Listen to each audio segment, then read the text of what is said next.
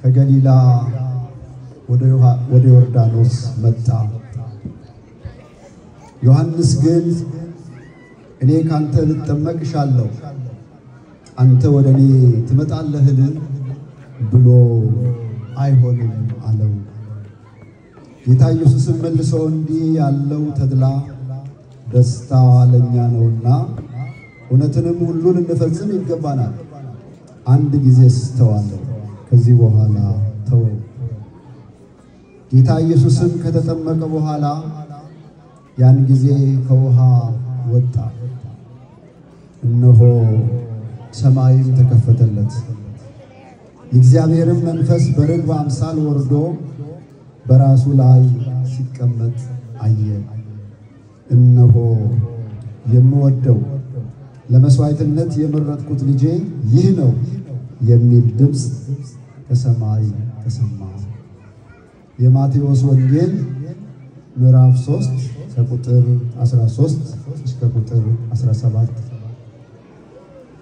እንግዲህ በዕለቱ ቀደም ብሎ በዓሉን በሚመለከት በማህሌቱ መዓል የተነበበልን እግዚአብሔር አምላክ ቃል ነው።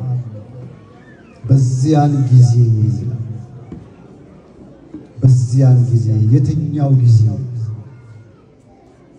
የሐዲስ ኪዳን መተርጉማን በዚያን ጊዜ የሚለውን ቃል ሲተረጉሙ ለዮሐንስ 30 ዓመት ከ6 ወር ሲሆነው ጌታችን ኢየሱስ ክርስቶስ 30 ዓመት ሲሞላው መድኃኔ ዓለም ኢየሱስ ክርስቶስ ከተወለደባት ካደገባት የትውልድ መንደሩ ከገሊላ ተነስቶ ወደ ዮርዳኖስ ከዮሐንስ ዘንድ ሊጠመቅ ተጓዘ። ጌታ ተወልዶ ያደገው በናዝሬት ነው።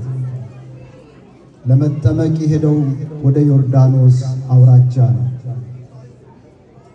በዚያን ጊዜ መጥምቀ መለኮት ቅዱስ ዮሐንስ በሄኖንና በቁርበ ሳሌም በዮርዳኖስ በረሃ ውስጥ የንስሐ ጥምቀት ያጠምቅ ነበረ። ብዙ ሰዎች ከቅዱስ ዮሐንስ ዘንድ እየመጡ ስለ ኃጢአታቸው እየተናዘዙ ከዮሐንስ ዘንድ ይጠመቁ ነበር ይላል። እና በዚያን ጊዜ መድኃኒታችን ኢየሱስ ክርስቶስ ለመጠመቅ ወደዛ ሄደ። ሕዝቡ በሚጠመቁበት ጊዜ መጥምቁ ቅዱስ ዮሐንስ ሕዝቡን የሚያጠምቀው ወረፋ አስይዞ ነበረ። የዓለም መድኃኒት የኛ አምላክ ኢየሱስ ክርስቶስም ወረፋ ያዘ። አምላክ ነኝ፣ ቀዳማዊ ነኝ፣ የሁሉ ፈጣሪ ነኝ፣ ቅድሚያ ይገባኛል አላለም። ሰልፍ ገባ፣ ተራ ገባ። ሌሊቱን ሁሉ ተራ ጠብቆ ሕዝቡ ሁሉ ከተጠመቁ በኋላ ይላል ከዮሐንስ ዘንድ ሊጠመቁ የሄዱ ሁሉ ከተጠመቁ በኋላ መድኃኒታችን ኢየሱስ ክርስቶስ ምን አደረገ? ተጠመቀ። የተጠመቀው ከሌሊቱ በ10 ሰዓት ነው። መድኃኒታችን ወደ መጥምቁ ዮሐንስ ሲሄድ እኔ ባንተ ልጠመቅ ይገባኛል እንጂ እንዴት እኔ አንተን አጠምቃለሁ? ጌታ የመጣው ለትህትና ነውና አንድ ጊዜ ብቻ አድርገው ጽድቅን ልንፈጽም ይገባናልና አንድ ጊዜ አድርገው አለ። ያን ጊዜ ተወው ይላል። ከዚህ በኋላ መድኃኒታችን ኢየሱስ ክርስቶስ ሲጠመቅ ሰማይ ተከፈተ ይላል። ሰማይ ሲከፈት መንፈስ ቅዱስ በርግብ አምሳል ስለ አዋፍ ባህሪ ያጠናችሁ ሰዎች ወፍ በጨለማ ይበራል፣ ርግብ በጨለማ አይበርም፣ አዋፋት በጨለማ አይበሩም። የመንፈስ ቅዱስን መከሰት የመንፈስ ቅዱስን መገለጽ ለማረጋገጥ ያ የተገለጸው ተርታ ርግብ በሰማይ የሚበር ወፍ ሳይሆን መንፈስ ቅዱስ ነው። መንፈስ ቅዱስ በርግብ አምሳል ረቦ ከራሱ ላይ ታየ። አብ ከደመና ውስጥ ሆኖ ዝንቱ ውእቱ ወልድየ ወለቱ ስምዕዎ፣ ይሄ ለመስዋዕትነት የመረጥኩት የምወደው የማፈቅረው ልጄ እርሱ ነው፣ እርሱን ስሙት አለ።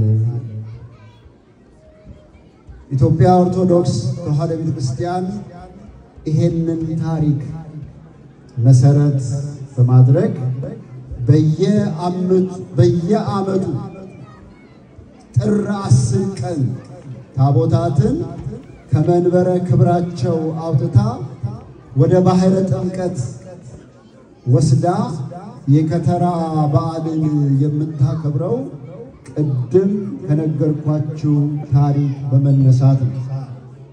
ጌታችን ኢየሱስ ክርስቶስ ተወልዶ ያደገው በናዝሬት ገሊላ ነው። ለመጠመቅ ሄደው ወደ ዮርዳኖስ አውራጃ ነው እና ጌታችን ኢየሱስ ክርስቶስ ከገሊላ ወደ ዮርዳኖስ ያደረገውን ጉዞ ለማስታወስ ነው። ቤተክርስቲያን ባለውለታዋን አትረሳ። ቤተክርስቲያን ኢየሱስ ክርስቶስ የዋለላትን፣ ኢየሱስ ክርስቶስ ያደረገላትን፣ ኢየሱስ ክርስቶስ የፈጸመላትን የኢትዮጵያ ቤተክርስቲያን አትረሳም። ስለዚህ ነው ስዕላዊ በሆነ መንገድ ከአይምሮ በማይፋቅ ሁኔታ ልንዘነጋው በማንችል ሁኔታ አባቶቻችን የቀደሙት ደጋጎቹ ንጹሃኑ ቀናዎቹ ልባሞቹ ይሄንን ዘመን የማይሽረው ስርዓት የሰሩልን መጽሐፍ ቅዱስን መሰረት አድርገው ማለት ነው እና የታቦታቱ ከመንበረ ክብራቸው ወጥተው በዚህ በባህረ ጥምቀት መከሰታቸው ወይንም በዚህ በድንኳን ውስጥ በጊዜያዊ መጠለያ ውስጥ ተሰብስበን ማክበራችን የጌታችን የኢየሱስ ክርስቶስን ጉዞ ከገሊላ ወደ ዮርዳኖስ ያደረገውን ጉዞ ለማስታወስ ይሄ አንድ መሰረታዊ ነገር ነው። ሁለተኛው ዛሬ ልትይዙት የሚገባው ነገር ሁሉ ጊዜ ጥምቀትን በየዓመቱ ስናከብር የኢትዮጵያ ቤተክርስቲያን በየዓመቱ ሥርዓተ ጥምቀት ትፈጽማለች ለማለት አይደለም። ጥምቀት አንዲት ናት። ሁላችን በ40 እና በ80 ቀን የልጅነት ጥምቀት ተጠምቀናል። ዛሬ የምናደርገው የምናከናውነው ጥምቀት ጌታን ለማስታወስና ለበረከት ነው። በረከት የምንቀበልበት የሱን በዓል ስናከብር እሱ ለኛ ያደረገውን ነገር ስናስታውስ በማህሌቱ በቅዳሴው በዝማሬው በእያንዳንዱ አገልግሎት እግዚአብሔር ሲከብር የእግዚአብሔር ስም ሲነሳ በዛ ውስጥ ወደኛ በረከት ይናኛል ማለት ነው። ያንን በረከት የምናገኝበት ነው እንጂ ጥምቀታችንን የምናድስበት አይደለም። ጥምቀት አንዲት ነች። ነገር ግን አስቀድሜ እንደገለጽኩት የሱ ውለታ ስለማይረሳ እሱ ለኛ ያደረገው ነገር በልጆቻችን ከትውልድ ወደ ትውልድ እየተሸጋገረ እያበራ መሄድ ስላለበት ነው አባቶቻችን ይሄን የሰሩት እንጂ በየዓመቱ ጥምቀታችንን የምናድስ ሆነን አይደለም።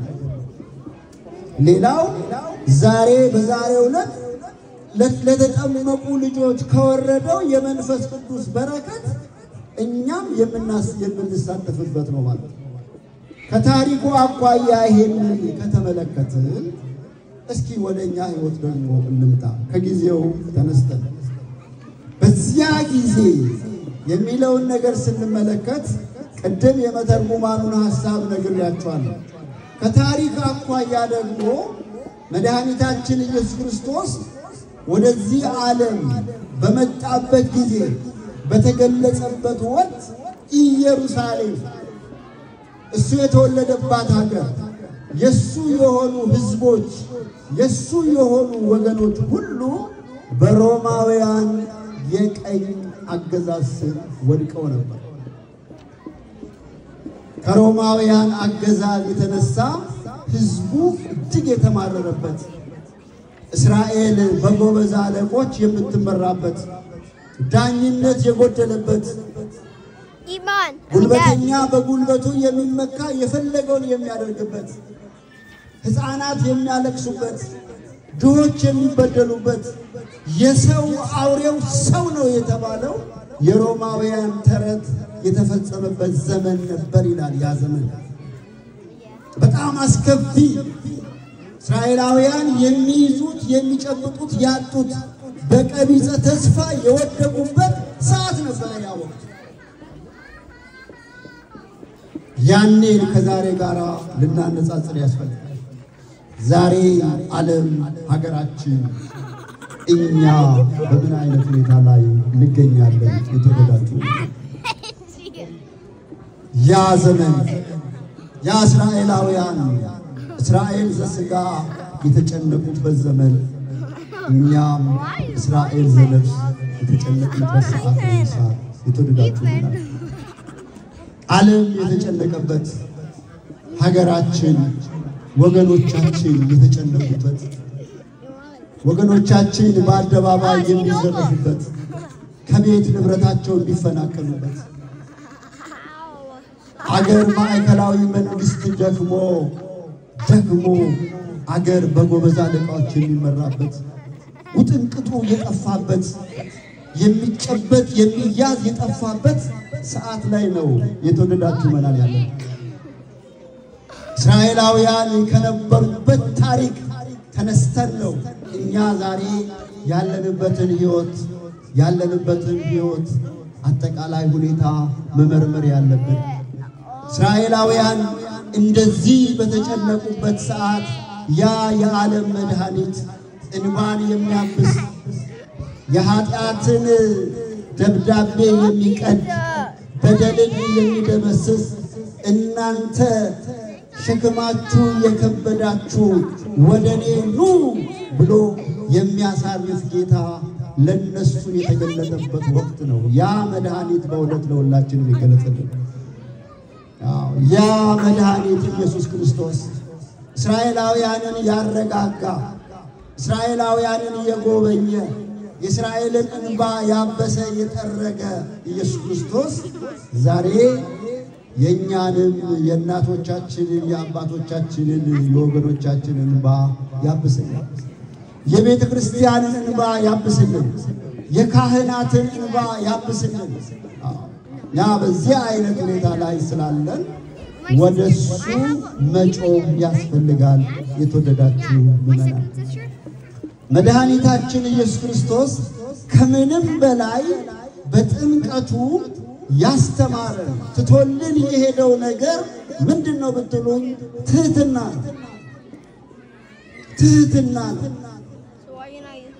ወደ ዮርዳኖስ መውረዱ በባሪያው በዮሐንስ እጅ መጠመቁ ለሱ የሚጨመርለት ነገር ኖሮ አይደለም። የኛን ጥምቀታችንን ለመባረክ ለማክበር ለጥምቀታችን ሙቀት ለመስጠት ነው ኢየሱስ ክርስቶስ ይሄን ያደረገው። እሱ ትህትና በማሳየቱ በትህትናው የተዘጋውን ሰማይ ከፍቶልናል።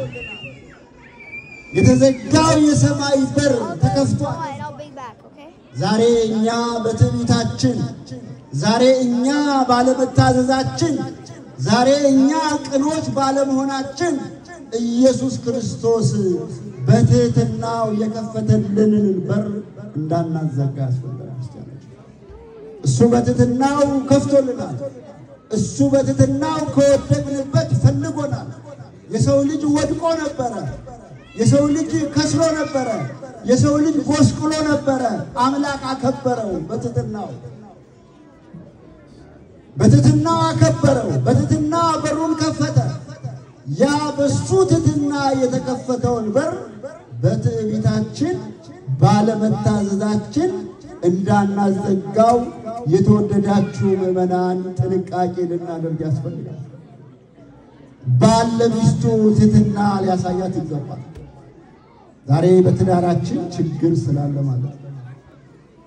በጓደኝነታችን መካከል ችግር ስላለ ትሁታን ልንሆን ያስፈልጋል።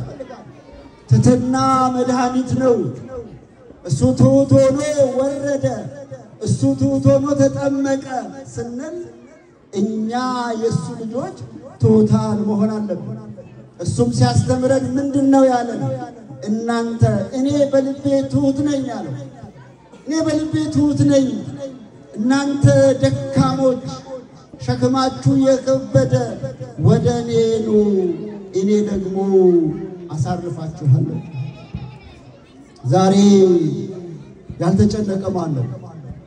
ዛሬ ጭንቀት የሌለበት ማን ነው? ዛሬ በህይወቱ፣ ዛሬ በስራው፣ ዛሬ በዓለም ሁኔታ የማይጨነቅ ማን ነው? የተወደዳችሁ ምንድነው አሁን በዓለም ላይ እየተከናወነ ያለው? ካናዳ በምን አይነት ሁኔታ ነው ያለችው? ኢኮኖሚዋ ምን ይመስላል? ኑሯችሁ ምን ይመስላል? ጓዳችሁ ምን ይመስላል? ሀያሏ አሜሪካ ምን ትመስላለች? ምን እየተሆነ ነው? ምን እየተፈጠረ ነው? ዛሬ ለዓለም መለኮታዊ ክንድ የሚያስፈልግበት ወቅት ነው። ሚዲያ ትከታተላላችሁ። ምን እያያችሁ ነው? አሜሪካ ውስጥ ምን እየሰማችሁ ነው? ምን ትመለከታላችሁ? ዜናው ምንድነው ቢያወራው? ምን እየተደረገ ነው? በቅርብ ጊዜ ይሄ የሎስ አንጀለሱ ሰደድ እሳት ከመከሰቱ በፊት በዛ በሎስ አንጀለስ ብዙ ታዋቂ አክተሮች፣ ብዙ የሥነ ጥበብ ሰዎች፣ ብዙ አወቅን የሚሉ ሰዎች የሚኖሩባት ታዋቂ አሜሪካ ከተማ ነች። እዛ ከተማ ላይ አንዲት ታዋቂ የአሜሪካን ኮሜዲያን በእግዚአብሔር ላይ ስታሾፍ ነበር ከ15 ቀን በፊት። ይሄ መቅሰፍት፣ ይሄ እሳት ከመውረዱ በፊት ሀልወተ እግዚአብሔር በመካድ እግዚአብሔር የሚባል ነገር የለም፣ ራሳችሁ የራሳችሁ ፈጣሪ ናችሁ፣ እግዚአብሔር የሚባል ነገር ከአእምሮአችሁ አውጡ ብላ ስትናገር እግዚአብሔር ማን እንደሆነ አሳየ። ክብርና ምስጋና ይድረሰው። ቃጠሎውን በሰዎች በደረሰው መፈናቀል ጉዳት ባንደሰትም እግዚአብሔር ግን ኃይሉን በመግለጹ ኃያል መሆኑን የሚያንበረክክ አምላክ መሆኑን ሊያንበረክክ የሚችል ኃያል እግዚአብሔር መሆኑን እግዚአብሔር አሜሪካንን እያስተማራት ነው። ይህ ትምህርት ወደ ካናዳ ይቀጥላል። ይህ ትምህርት ወደዚህ ይመጣል ወደዚህ። እግዚአብሔር ተዘብቶበት እግዚአብሔር አይዘበትበትም ይላል መጽሐፍ ቅዱስ። እግዚአብሔር አይዘበትበትም። ዛሬ እኛም እየዘበትንበት ነው። ዛሬም እኛም እየቀለድንበት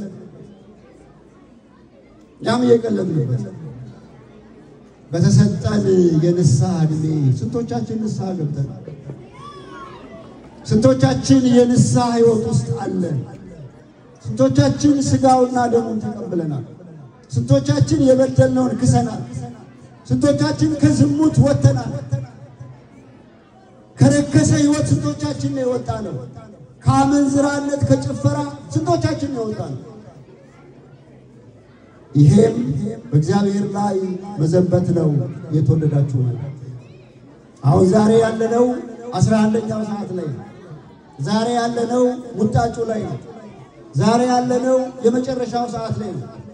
ምልክት እያየን ነው።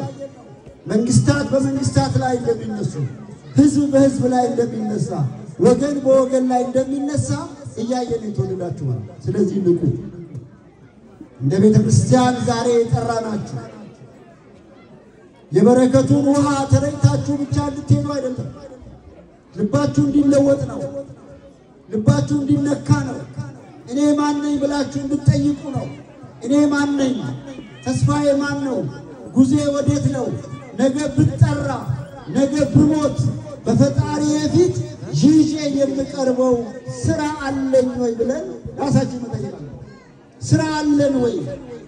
እግዚአብሔር ፊት የሚቀርብ ስራ አለን ወይ? እግዚአብሔርን የሚያስደስት ስራ አለን ወይ? የተወደዳችሁ መናት የቤተ ክርስቲያን አምላክ ክብር ምስጋና ይግባውና ክብርና ምስጋና ይድረሰውና ኢትዮጵያ የምታዩትን ነገር ያያችሁ ካህናቱ መተዋል፣ ጳጳሱ መተዋል፣ ሊቃውንቱ መተዋል፣ ሰባኪያኑ መተዋል፣ ዘማሪያኑ መተዋል፣ መስዋዕቱ አለ፣ ሁሉ አለ።